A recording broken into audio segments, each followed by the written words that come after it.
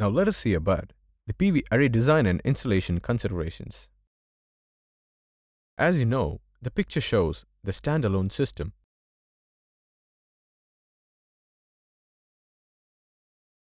This is the grid-connected SPV power plant.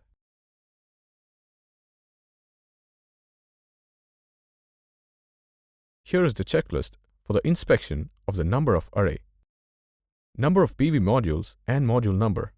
It should match plans and spec sheets with the module model number. Should confirm the quantity of the modules. The physical layout of the array should match the supplied site plan. Some of the common installation mistakes with array modules and configurations are changing the array wiring layout without changing the submitted electrical diagram, changing the module type or manufacturer as a result of supply issues, exceeding the inverter or module voltage due to improper array design, putting too few modules in series for proper operation of the inverter. During high summer, the array temperature will increase.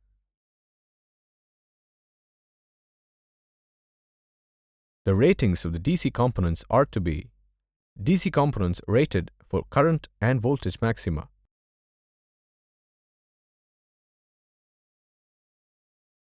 It should be noted that overload protection may be omitted to PV string and PV array cables when the continuous current carrying capacity of the cable is equal to or greater than 1.25 times the short circuit current at standard test conditions at any location.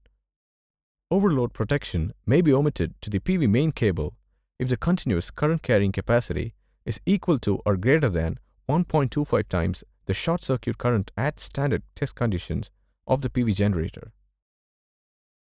The array, main, combiner junction box are described in the photograph. All the cables are to be connected with positive on one side and negative on one side. All the leads are coming from the bottom to take care of IP65 complaints. Junction box is provided with DC disconnector switch to take care of maintenance aspects of the array. In case of any failure, fuses of appropriate rating and surge protector should be provided.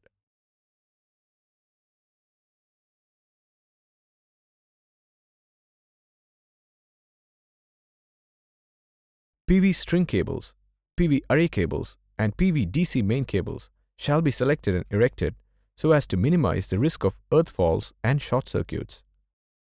Array conductors are neatly and professionally held in place. Wiring systems shall withstand the expected external influences such as wind, ice formation, temperature, and solar radiation. Reinforcing the protection of the wiring against external influences can be done by the use of single-core sheathed cables.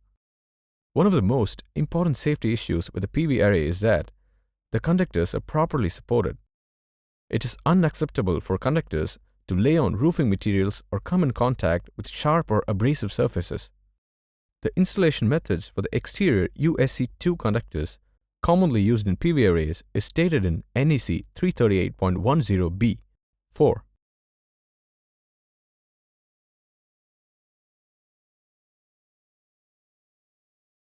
Protection by use of Class 2 or equivalent insulation should preferably be adopted on the DC side.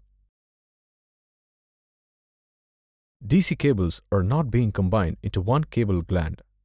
The other common mistakes in the wire management are not enough supports to properly control cable, conductors touching roof or other abrasive surfaces, exposing them to physical damage, conductors not supported within 12 inches of boxes or fittings, not supported raceways at proper intervals, multiple cables entering a single conductor cable gland, also known as cord group, pulling cable ties too tight or leaving them too loose, bending conductors too close to connectors, bending cable tighter than allowable bending radius, plug connectors on non-locking connectors not fully engaged.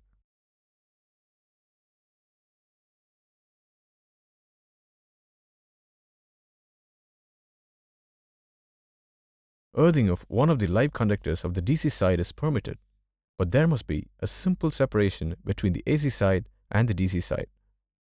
There has to be proper earthing of the mounting structure. In every PV installation, it is necessary to isolate the photovoltaic panel from the rest of the system. DC isolators must have a higher performance than the traditional AC isolators because breaking direct current is more difficult than breaking alternating current. DC switch disconnector should be fitted to the DC side of the inverter. Here is an example to calculate the sizing of the disconnect switches. Let us determine the minimum size in terms of voltage and current of the disconnect switch based on the following information.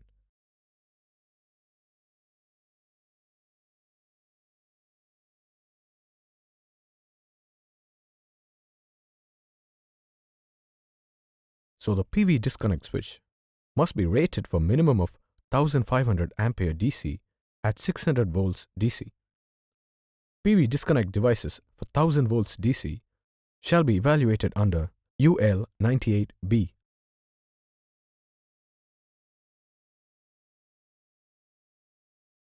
If blocking diodes are used at the battery system, their reverse voltage should be rated for twice the open circuit voltage of the PV string.